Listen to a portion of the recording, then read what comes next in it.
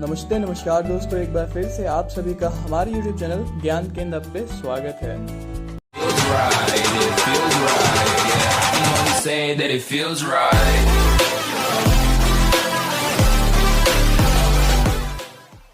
आज के इस वीडियो में हम बात करेंगे भारतीय संविधान के बारे में 10 जानने योग्य ऐसी बातें। भारतीय संविधान इंडियन कॉन्स्टिट्यूशन यानी विश्व के सबसे बड़े लोकतंत्र का धर्म ग्रंथ। इसी किताब से भारतीय लोकतंत्र संचालित होता है। आइए जानते हैं अपने संविधान के बारे में 10 महत्वपूर्ण बातें।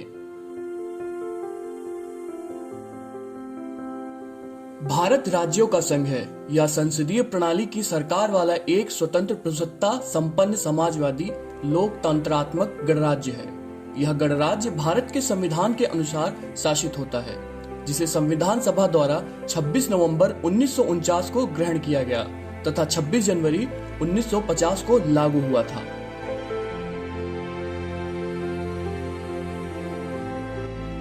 विश्व में भारत का सबसे बड़ा लिखित संविधान है। संविधान लागू होने के समय इसमें 395 अनुच्छेद, 8 अनुसूचियां और 22 भाग थे, जो वर्तमान में बढ़कर 448 अनुच्छेद, 12 अनुसूचियां और 25 भाग हो गए हैं। साथ ही में इसमें 5 परिशिष्ट भी जोड़े गए हैं, जो प्रारंभ में नहीं थे। 29 अगस्त 1947 को भारत के संविधान का मसौदा तैयार करने वाली समिति की स्थापना हुई, जिसमें अध्यक्ष के रूप में डॉक्टर भीमराव अंबेडकर की नियुक्ति हुई। इसीलिए डॉक्टर अंबेडकर को संविधान का निर्माता भी कहा जाता है। संविधान सभा के 284 सदस्यों ने 24 जनवरी 1950 को दस्तावेज पर हस्ताक्षर किए, जिसमें 15 महिलाएं भी शामिल थीं। इसके पश्चात 26 जनवरी को भारत का संविधान अस्तित्व में आया। इसे पारित करने में 2 वर्ष 11 महीने और 18 दिन का समय लगा था। भारतीय संविधान की प्रस्तावना अमेरिकी संविधान से प्रभावित तथा विश्व में सर्वश्रेष्ठ मानी जाती है। प्रस्तावना के माध्यम से भारतीय संविधान का सार, अपेक्षाएं, उद्देश्य, उसका लक्ष्य तथा दर्शन प्रकट होता है। प्रस्तावना यह घोषणा करती है कि संविधान अपनी शक्ति सीधे जनता से प्राप्त करता है। इसी कारण यह हम भारत के लोग इस वाक्य से प्रारंभ होती है। भारत के संविधानों की विशेषता यह है कि वह संघात्मक भी हैं और एकात्मक भी हैं।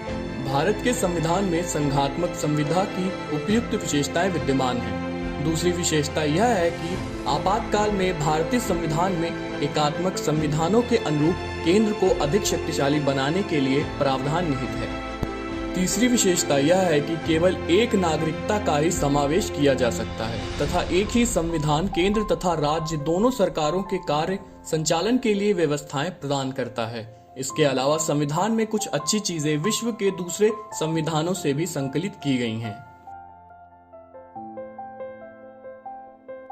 संविधान में सरकार के संसदीय स्वरूप की व्यवस्था की गई है, जिसकी संरचना कतिपय एकात्मक विशेषताओं सहित संघीय हो। केंद्र कार्यपालिका का संवैधानिक प्रमुख राष्ट्रपति है।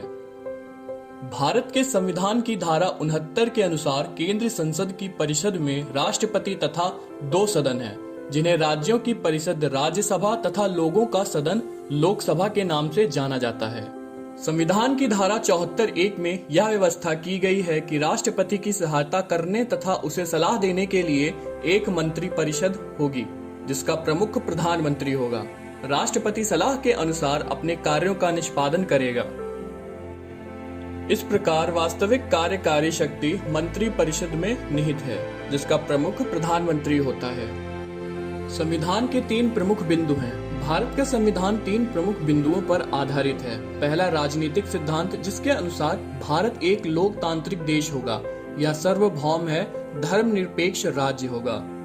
दूसरा, भारत की सरकारी संस्थाओं के माध्यम किस प्रकार का संबंध होगा, वे एक दूसरे के साथ किस प्रकार कार्य करेंगे, सरकारी संस्थाओं के क्या क्या अधिकार होंगे, क्या कर्तव्य होंगे और किस प्रकार की प्रतिक्रिया संस्थाओं पर लागू होगी।